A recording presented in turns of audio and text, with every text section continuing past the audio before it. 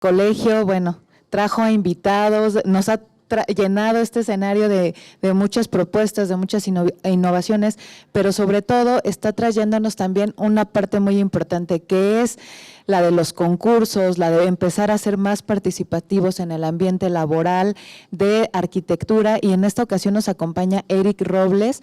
Él obtuvo una mención honorífica en un concurso internacional.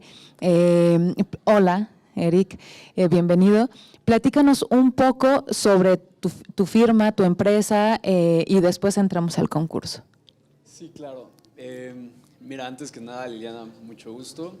Muchas gracias por la invitación al Colegio de Arquitectos y este congreso que no he tenido la oportunidad de estar tanto en las conferencias por tema de escuela, sigo siendo estudiante, pero hoy que estoy escuchando a mi director de carrera, Bernardo, la verdad el trabajo que están haciendo es muy, muy bueno, súper interesante. Claro.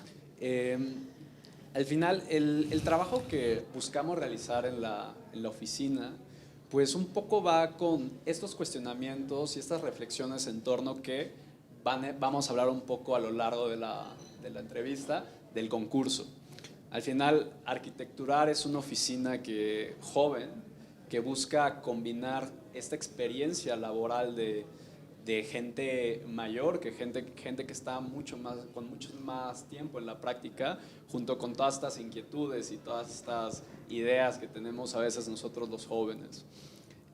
Para nosotros es muy importante buscar el elemento o en el mismo proyecto este elemento que puede ser multifuncional, con esta flexibilidad que nos permite dar una solución, una serie de soluciones al cliente y también a sus necesidades, ¿no? También creemos que la arquitectura es totalmente contextual y es un hito histórico y de sitio que también no nos negamos a las tecnologías más recientes, al uso de la computadora, todas estas nuevas formas de producir arquitectura digital. Pero también al ser mexicanos, pues también tenemos como toda esta parte del contexto histórico, esta parte de la artesanía que se nos hace muy importante y que enriquecen el trabajo y que ahondan otra vez en la arquitectura del sitio que responde a pues, nuestra cultura, nuestro país y pues al final a nuestros intereses.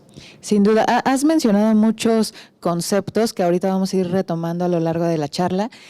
Platícanos primero, ¿de qué va el concurso? ¿Quién lo promueve? ¿De qué escuela eres además? Y primero, ¿cuáles fueron las bases para entrar? Sí, mira, el concurso es organizado por la plataforma Arc Out Loud, que es una plataforma internacional que siempre busca hacer concursos muy utópicos. Son ideas que son locas y las propuestas también tienen que ir como en esa dirección, ¿no? Es una plataforma que se dedica a hacer concursos internacionales todo el tiempo, acaba uno, empieza otro. Yo actualmente sigo siendo estudiante, voy en la Universidad de Anáhuac, curso séptimo semestre, y este concurso fue de hace un año, cuando iba en quinto semestre. Fue en el taller de proyectos. Los profesores decidieron, bueno, vamos a meternos todos al concurso, todos de manera individual, pero al final es una convocatoria abierta, no necesariamente es para estudiantes o simplemente entra quien quiera, ¿no? Al final fue la excusa para los profesores de hacer el proyecto. El proyecto consistía en hacer un estadio profesional de fútbol en uno de los basureros más grandes del mundo, que es en Lagos, en Nigeria. Entonces, desde ahí como el planteamiento es interesante, ¿no? Claro. Y mencionabas, y aquí ya podemos entrar un poquito en materia, mencionabas hace un rato que la arquitectura inicia sin duda desde el lugar. Ahorita nos empiezas a marcar la directriz, ¿dónde está emplazado? Es un lugar que no me imagino, pero vemos una imagen y es fuertísima, ¿no? De primera instancia. Sí, más o menos, justo esta era la portada del concurso, y lo más alucinante es que el proyecto, o sea, el basurero, que es un vertedero de los más grandes con 1 kilómetro de extensión, habitan personas. Entonces, habitan casi una cantidad, me parece, de 250,000 personas que trabajan, llega esa suma a 500,000 personas, ¿no? Entonces, es un foco de economía, de vivienda muy fuerte y que sí, como dijiste, Lagos, Nigeria, es algo totalmente fuera de nuestro contexto, pero la realidad es que tuvimos una visita al vertedero en Iztapalapa, que la gente también vive ahí, que la gente también trabaja al separar la basura y revenderla con todos, ya sea en plástico, en metal o al final todos estos residuos que pueden volverse monetarios y funcionan de manera muy similar, ¿no? Nada más que sí en extensión es totalmente grande. Este es un mapa en el que podemos ver cómo hay una avenida principal que cruza por en medio del vertedero y solamente una escala más o menos de un estadio profesional para 40,000 personas, nada más como para ir dimensionando la masividad en cuanto a escala que el proyecto requería. Ok. Tenía una extensión de 1 kilómetro de largo, de extremo a extremo.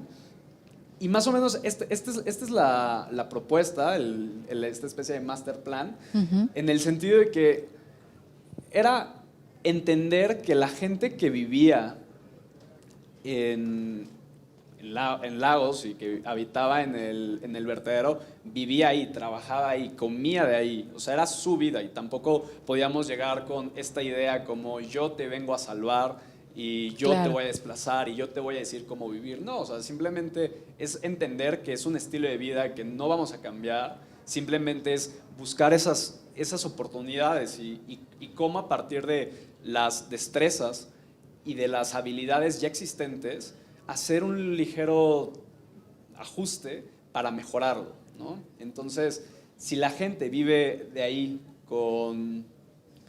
separando, se les llaman excavadores de basura.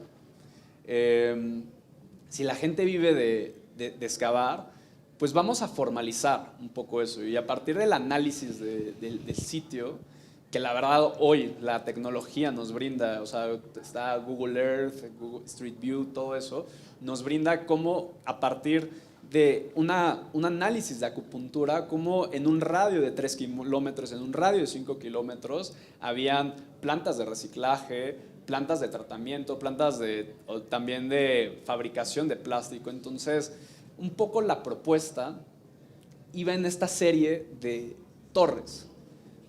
Estas torres que funcionaban un poco a partir de una especie de andamiaje, ¿no?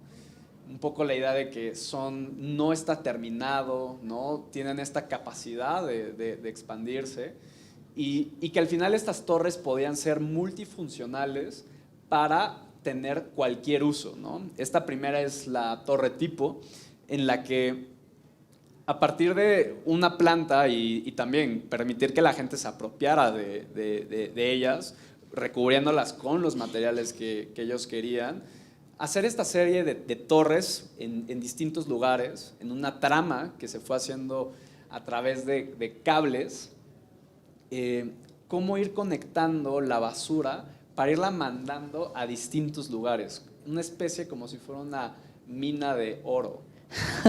Tratar la basura como si fuera oro. No, se me hace increíble que, bueno, en un inicio nos decías, es el desarrollo o fue el proyecto de un estadio. Y bueno, tú decías, ok, un estadio, seguramente desplazaron en cierta área del predio y se acabó. Esto es un proyecto social, un proyecto de directriz, como bien decías, ahí ya hay economía, ¿no? Toda la economía y el financiamiento que da la basura, la separación, el reciclaje, bueno, tú llegaste a alterarles. Seguramente si esto se hiciera realidad, te linchan, primero que nada.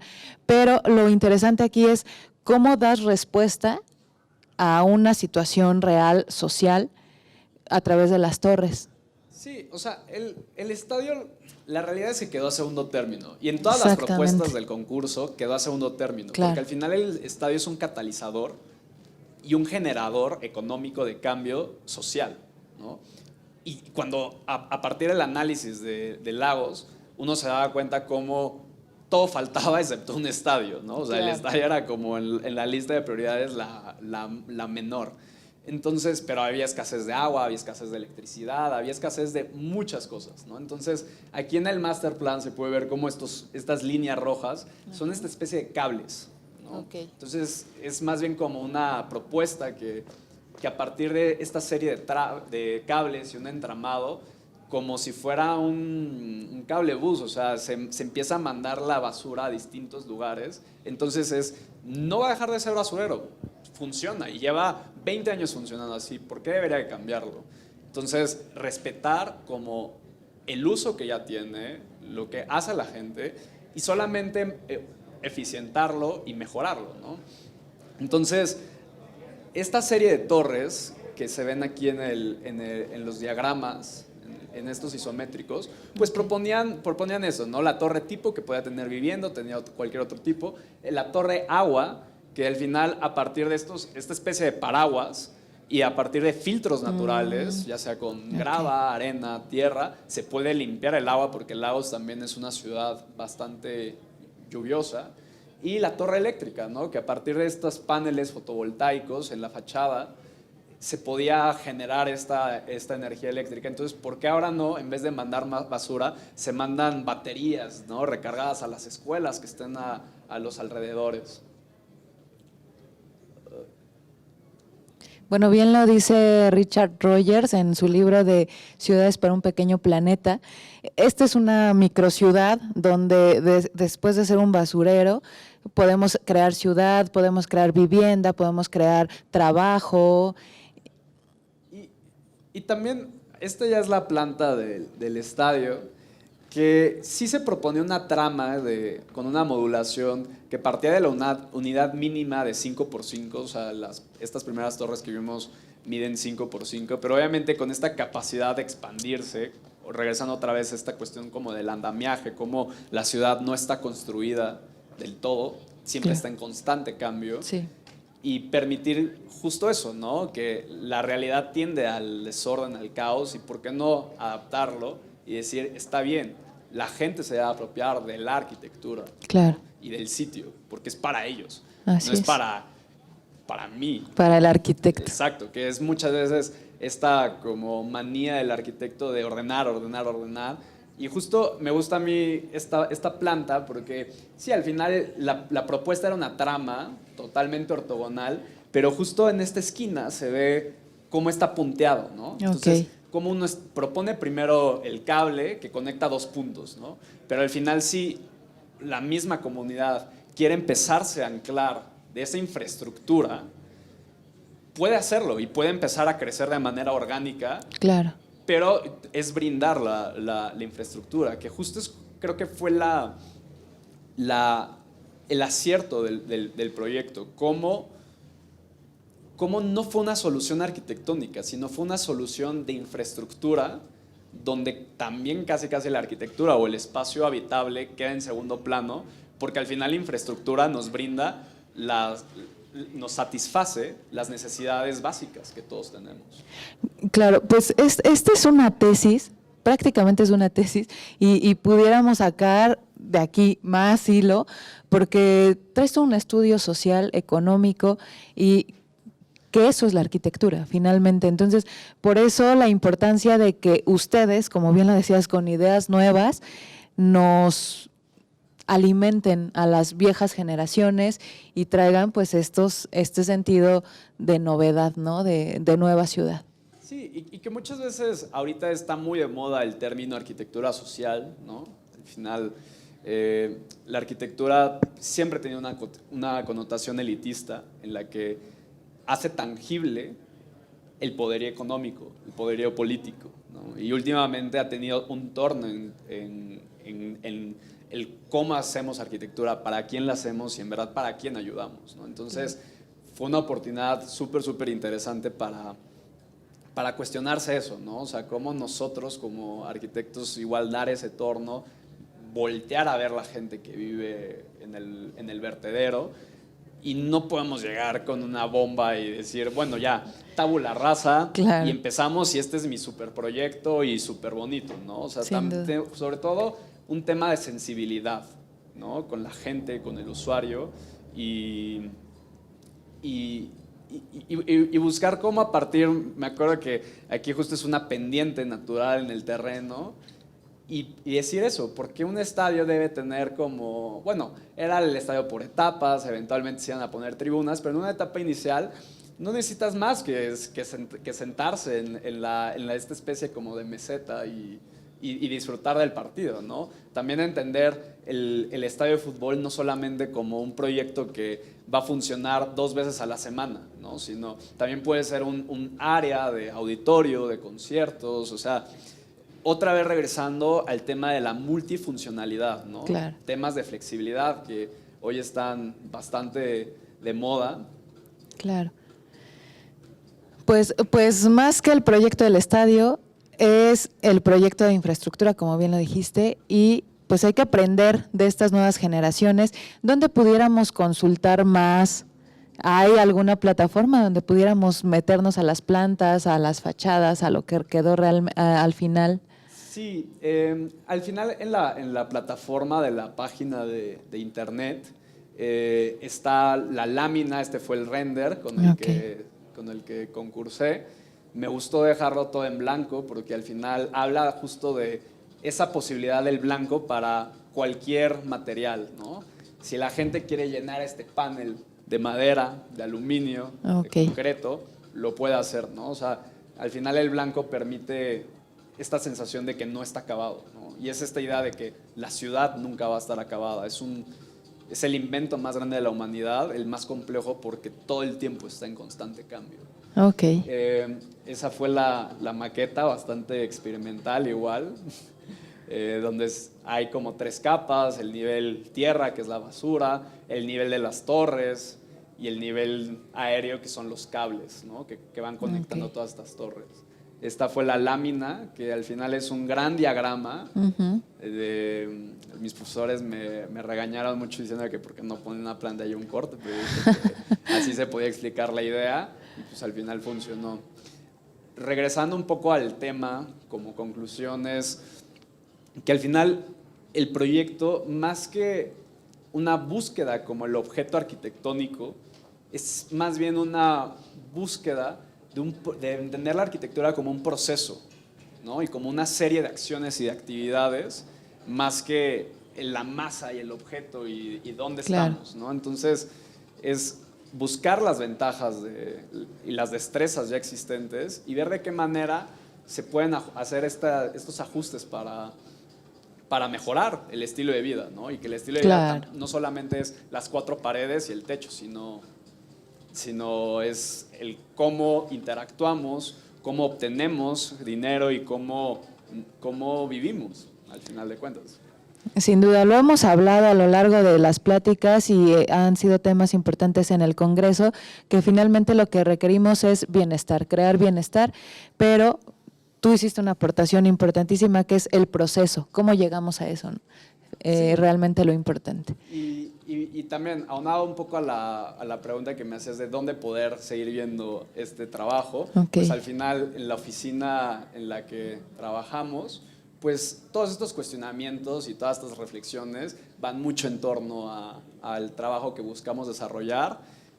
Ahí están nuestras redes sociales, nuestra página, y al final también están las 2 cuentas de Instagram, donde junto con Socio, que es mi hermano, publicamos generalmente el trabajo y pues, todo lo que estamos haciendo. Pues ya que las redes sociales y obviamente la gente joven ya deja sus redes sociales, pues ahí podemos seguir todo y seguramente vamos a aprender muchísimo entrando a estas cuentas y pues gracias por explicarnos el proyecto, es muy interesante, todo lo que conlleva para justamente todo el proceso es muy bueno. Muchísimas gracias, Eric, por acompañarnos. Gracias.